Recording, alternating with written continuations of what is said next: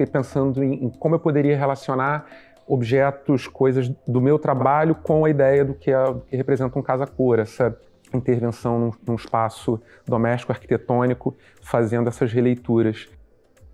O meu trabalho tem essa história sempre de tentar trabalhar as memórias afetivas do universo doméstico através de uma estética pop, de estratégias do mundo pop que controla a sociedade de consumo e o mundo que a gente vive, de certa forma.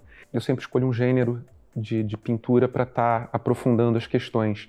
Então, eu acho que desde 2013 eu trabalho a representação da natureza morta.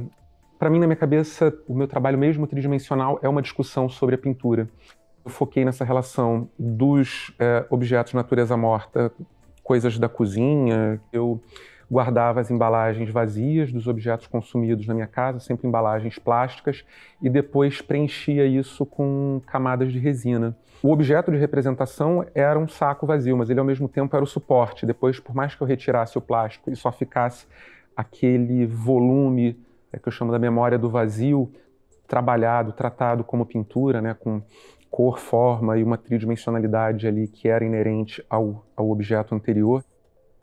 Venho trabalhando também ao longo dos anos sobre porcelanas, sobre pratos. Então eu trouxe também uns trabalhos em que eu pego uma camada de tinta da bandeja de pintar a parede, que aí eu pinto em cima a reprodução de pratos de porcelana com resina.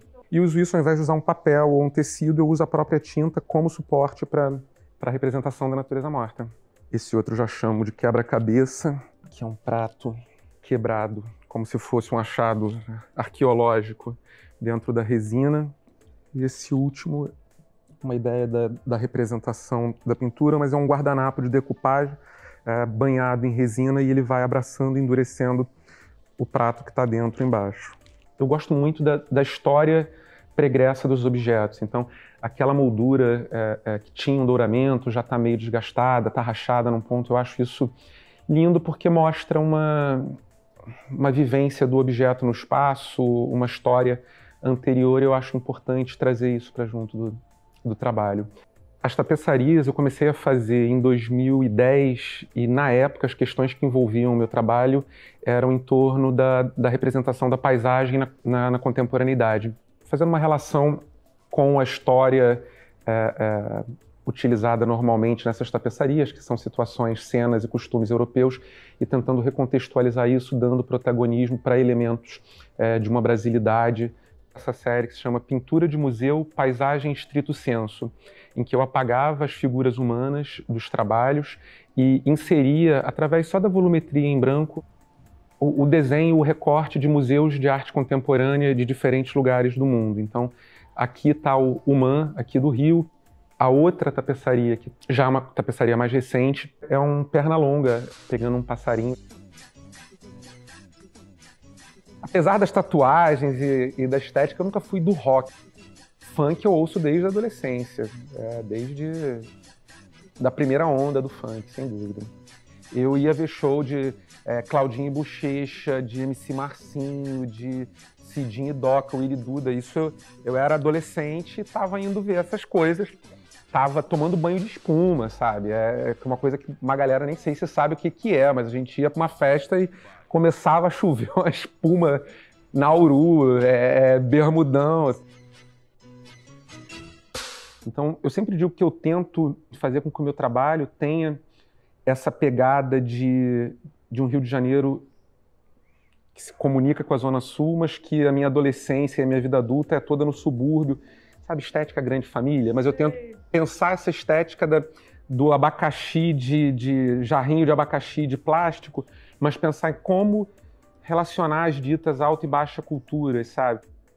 Como eu posso transformar isso num gesto que esteja dentro de uma história da arte mais amplificada, tentando pensar sempre essas relações da vida na cidade, de uma vida de alguém que cresceu vendo Sessão da Tarde, tá sempre pensando as relações sociais, tecnológicas dentro da nossa vida, tempo de absorção da imagem passa a ser outro, levar em conta a velocidade de produção e de circulação do WhatsApp, do Instagram, do TikTok, o poder de um meme, de um GIF. Eu acho que as pessoas dentro de uma exposição hoje a gente vai ter que levar em conta que elas vão perder mais tempo olhando para o celular, escolhendo o filtro para fazer a foto, muitas vezes, falando do grande público, do que literalmente ali de frente se confrontando com uma obra. O serviço, o trabalho, a obra, a pesquisa bem construída, ela vai passar ali uma leveza, como se tudo aconteceu. Mas não, é muito estudo, é muita intenção premeditada de como isso vai tocar o outro, como isso vai circular, como isso vai se inserir. A estética, a beleza é um anzol, é algo que pode trazer o outro para junto, tentando fazer dele cúmplice de algo que você está tentando ali discutir.